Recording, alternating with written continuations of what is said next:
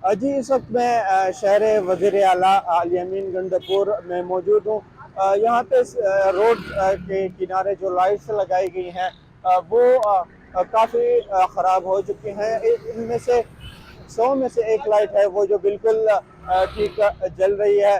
यहाँ पे देखा जाए इसके साथ सोलर जो पैनल है वो भी लगाए गए हैं, लेकिन सोलर पैनल कुछ मौजूद है और कुछ चोर ले गए हैं। इस मद में सालाना लाखों रुपए जो फंड होता है वो इसके बिना पर लिया जाता है कि हमें बिल बना के इस पे रकम वसूल करती है, लेकिन यहाँ पे लाइट्स का कोई इंतजाम नहीं है। यहाँ पे इस वक्त अगर देखा जाए तो दुकानों की जो लाइट्स हैं उनकी रोशनी आ रही है, लेकिन जो मेन लाइट्स जिस मकसद के लिए लगाए गए हैं वो अभी बिल्कुल बंद ही पड़े हैं।